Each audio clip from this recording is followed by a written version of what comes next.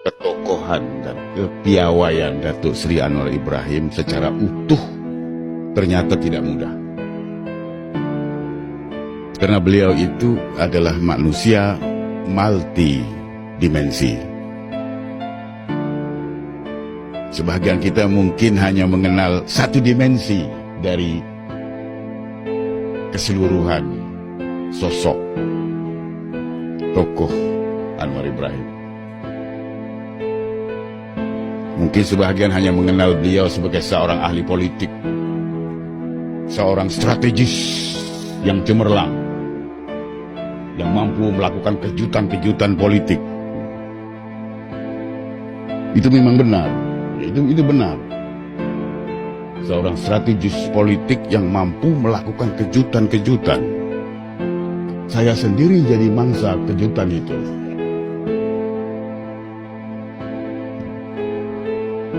Banyak kejutannya, tapi yang ingin saya sebut ialah dalam pilihan raya 2008. Apabila beliau mengatakan kali ini BN akan kehilangan suara 2/3. Kami tak percaya. Kami tak mengerti macam mana dia boleh kira kursi-kursi ini sampai sudahnya hilang 2/3 BN. Ternyata kemudian beliau benar.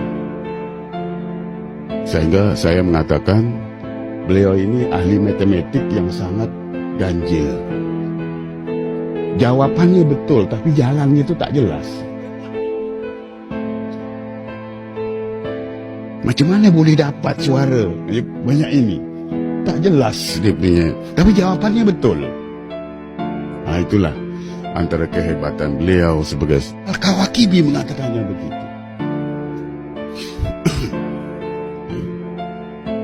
Yang telah dibaca oleh Anwar Ibrahim ketika masih muda dan masih dibaca sampai sekarang. Saya berani mengatakan bahwa beliau itu sampai sekarang masih baca buku ini karena dalam sebuah nota pendeknya kepada saya ketika beliau sudah dimasukkan ke dalam penjara Sungai Buloh, dia mengatakan ketika ini saya sedang mengunyah. Dia tak kata baca. Kalau baca itu biasa-biasa kita lah, kita baca. Dia tidak. Cara dia baca, saya sedang mengunyah buku Al-Kawakibi, The Nature of Tyranny. Dia baca bahasa Inggris ini.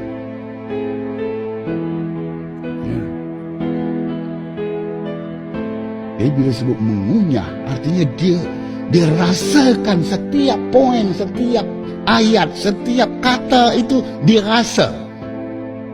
Mengunyah kan tak sama dengan menelan. Kalau telan artinya tak dirasa.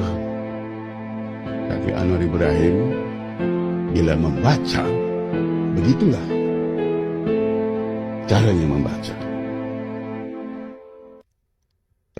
Yang berjudul A Nation at Risk. Sampai sekarang masih ingat itu, beliau masih ingat itu. Saya katakan beliau ingat dengan terperinci laporan itu. Karena ketika saya nak menyiapkan satu ucapan dan terganggu karena tak pasti laporan yang mana yang Anwar Ibrahim suruh naik-naik Chancellor baca nih. Lalu saya minta anak saya yang kebetulan boleh keluar masuk penjara karena jadi peguam, salah seorang peguam Datuk Seri Anwar. Tanyakan kepada Datuk Seri nama laporan yang dia suruh naik-naik Chancellor baca itu. Dia jawab dengan melalui sekeping nota yang entah bagaimana boleh dikeluarkan dengan tepat. Nama laporannya, tahunnya, ditambah lagi dengan pesanan suruh ayah engkau baca laporan selepas ini. Artinya dia ikuti laporan-laporan itu. Jadi laporan tentang merosotnya pengajian tinggi di Amerika itu membimbangkan beliau. Sehingga beliau meminta supaya semua naib chancellor memberikan perhatian. Di saudara sekalian, Anwar Ibrahim adalah contoh manusia pencinta ilmu yang setulennya. Beliau benar-benar telah mencapai lazzatul ma'rifah, kelazatan ilmu. Karena itu, beliau selamanya akrab dengan ilmu dan ilmuwan.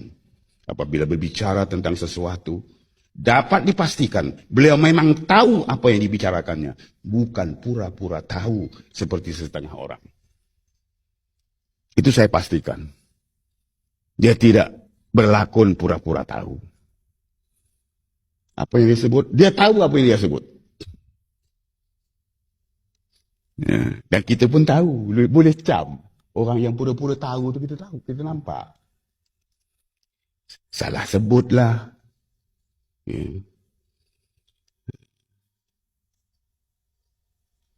Dan macam-macam lagi.